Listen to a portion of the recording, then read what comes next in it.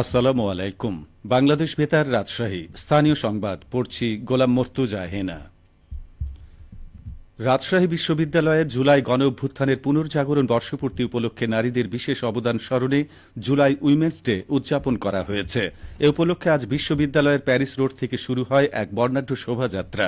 শোভাযাত্রাটি বিশ্ববিদ্যালয়ের বিভিন্ন সড়ক প্রদক্ষিণ শেষে সিনেট ভবনের সামনে এসে মিলিত হয়। শোভাযাত্রা শেষে সিনেট ভবনে আলোচনা সভা অনুষ্ঠিত হয়। সভায় প্রধান অতিথির বক্তব্য রাখেন রাজশাহী বিশ্ববিদ্যালয়ে উপাচার্য অধ্যাপক ড সালেহ হাসান নকিব।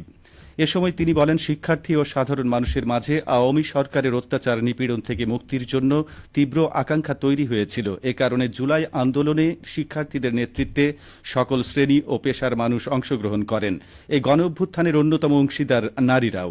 এই আন্দোলন নারীদের জন্য এত সহজ ছিল না, তবুও সকল বাধা বিপত্তি অতিক্রম করে তারা রাজপথে সাহসী ভূমিকা রেখেছিলেন। এদিকে নওগাঁ সরকারি বশির উদ্দিন মেমোরিয়াল কোঅপারেটিভ মহিলা কলেজে জুলাই আন্দোলনে নারী শক্তি শিরোনামে আলোচনা সভা ও তথ্যচিত্র প্রদর্শনী অনুষ্ঠিত হয়েছে। আজ কলেজের সম্মেলন কক্ষে অনুষ্ঠানে প্রধান অতিথি ছিলেন জেলা প্রশাসক মোহাম্মদ আব্দুল আওয়াল। অনুষ্ঠানে আলোচকগণ ২০২৪ সালের জুলাই আন্দোলনে নারী শক্তির অবদান তুলে ধরেন এবং তথ্যচিত্র প্রদর্শন করা হয়। কলেজের অধ্যক্ষ প্রফেসর মোহাম্মদ আবুল কালাম আজাদের সভাপতিত্বে অনুষ্ঠানে অতিরিক্ত জেলা প্রশাসক শিক্ষা ও আইসিটি সাদিয়া আফরিন ও শিক্ষকগণ বক্তব্য প্রদান করেন।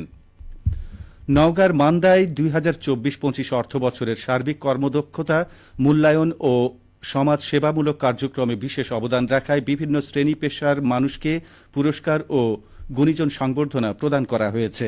আজ দুপুরে উপজেলা অডিটোরিয়ামে অনুষ্ঠানে প্রধান অতিথি হিসেবে উপস্থিত ছিলেন নওগাঁ জেলা প্রশাসক আব্দুল আওয়াল। অনুষ্ঠানে উপজেলার সরকারি বিভিন্ন দপ্তরের কর্মকর্তা কর্মচারীদের কাজের মূল্যায়ন স্বরূপ উপহার প্রদান করা হয় এবং সমাজে বিশেষ অবদান রাখায় ১০০ জনকে সংবর্ধনা দেয়া হয়। উপজেলা নির্বাহী কর্মকর্তা শাহ আলম মিয়ার সভাপতিত্বে অনুষ্ঠানে বিভিন্ন পর্যায়ের সরকারি কর্মকর্তা সহ সমাজের গুণীজন ও সাংবাদিকরা উপস্থিত ছিলেন। নাটোরের সিংড়া উপজেলায় বিগত বিভিন্ন সময়ে অগ্নিকাণ্ডে ক্ষতিগ্রস্ত ২৮ পরিবারকে ঢেউটিন ও টাকা প্রদান করেছে উপজেলা প্রশাসন। আজ উপজেলা পরিষদ প্রাঙ্গণে এই সহায়তা হস্তান্তর করেন উপজেলা নির্বাহী অফিসার মাজহারুল ইসলাম। এ সময় উপজেলা নির্বাহী অফিসার বলেন, সরকার দেশকে একটি মানবিক রাষ্ট্রে রূপান্তর করতে চায়, তাই যে কোনো সময়ে যে কোনো বিপদগ্রস্ত মানুষের পাশে দাঁড়াতে সদা প্রস্তুত। দুর্যোগ ব্যবস্থাপনা ও ত্রাণ মন্ত্রণালয়ের বরাদ্দকৃত ৮৪ বান্ডিল ঢেউটিন এবং ২,৫২,০০০ টাকার চেক এই অনুষ্ঠানে হস্তান্তর করা হয়। উপজেলা প্রকল্প বাস্তবায়ন কর্মকর্তা মিঠুন কুণ্ডু সহ উপজেলা পর্যায়ের কর্মকর্তাবৃন্দ এ সময় উপস্থিত ছিলেন। বহু দলীয় গণতন্ত্রের প্রবক্তা ও বিএনপির প্রতিষ্ঠাতা চেয়ারম্যান শহীদ রাষ্ট্রপতি জিয়াউর রহমান বীর উত্তমের ছবি ভাঙচুর, আপোষহীন নেত্রী বিএনপির চেয়ারপারসন বেগম খালেদা জিয়া এবং ভারপ্রাপ্ত চেয়ারম্যান তারেক রহমানকে নিয়ে আপত্তিকর প্রচারণা এবং বিএনপির বিরুদ্ধে স্বাধীনতা বিরোধী অপশক্তির ঘৃণ্য কর্মকাণ্ডের প্রতিবাদে নাটোরে জিয়া পরিষদের মানববন্ধন ও বিক্ষোভ সমাবেশ অনুষ্ঠিত হয়েছে। আজ জেলা বিএনপি কার্যালয়ের সামনে মানববন্ধন ও সমাবেশ অনুষ্ঠিত হয়। সমাবেশে বক্তারা বলেন, সকল ষড়যন্ত্র সম্পর্কে সজাগ থাকতে হবে। এসব ষড়যন্ত্রের মোকাবেলায় সবাইকে ঐক্যবদ্ধ থাকতে হবে। সিরাজগঞ্জে টানা এক সপ্তাহ বৃদ্ধির পর আবারও কমতে শুরু করেছে যমুনা নদীর পানি। গত ২৪ ঘণ্টায় ১৬ সেন্টিমিটার কমে আজ সিরাজগঞ্জ শহর রক্ষা বাঁধ পয়েন্টে বিপদসীমার ১৭১ সেন্টিমিটার নিচ দিয়ে প্রবাহিত হচ্ছে যমুনা নদীর পানি। একই সময় গাজীপুরের মেঘাই ঘাট পয়েন্টে ২৪ সেন্টিমিটার কমে বিপদসীমার ২০৫ সেন্টিমিটার নিচ দিয়ে পৌঁছে নদীটির পানি।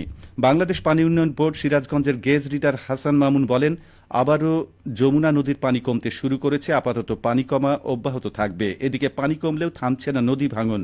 প্রতিদিন নতুন নতুন এলাকায় দেখা দিচ্ছে ভাঙন। অব্যাহত ভাঙনে নদী গর্ভে বিলীন হচ্ছে ফসলি জমি ও বসত ভিটা। বরেন্দ্র এলাকায় আম চাষিদের মধ্যে ultra high density mango plantation USDMP পদ্ধতি সম্প্রতি ব্যাপক জনপ্রিয়তা পেয়েছে। এতে বেড়েছে আমের ফলনও। কৃষি সম্প্রসারণ অধিদপ্তর জানায়, এই পদ্ধতি কৃষিখাতে নতুন সম্ভাবনার দ্বার খুলেছে। রাজশাহী, নওগাঁ ও চাঁপাইনবাবগঞ্জ জেলায় আম্রপালি, বারিয়াম ৩ ও ৪-এর মতো উচ্চ ফলনশীল জাতের বাগান প্রতি বছরই বাড়ছে। ইউএসডিএমপি পদ্ধতিতে ২ থেকে ৩ বছরের মধ্যেই ফল পাওয়া যায় এবং প্রতি বিঘায় ২০০টি পর্যন্ত গাছ রোপণ করা যায়। সবশেষে আবহাওয়া। আজ রাজশাহীতে সর্বোচ্চ তাপমাত্রা ছিল 31.6 ডিগ্রি এবং সর্বনিম্ন 25.6 ডিগ্রি সেলসিয়াস। বিকেল 3টায় বাতাসে আপেক্ষিক আর্দ্রতার পরিমাণ ছিল 80%। রাজশাহী ও পার্শ্ববর্তী এলাকায় আজ সূর্যাস্ত সন্ধে 6টা 57 মিনিটে। সংবাদ শেষ হলো। আমাদের পরবর্তী স্থানীয় ইংরেজি সংবাদ সন্ধে 6টা 5 মিনিটে।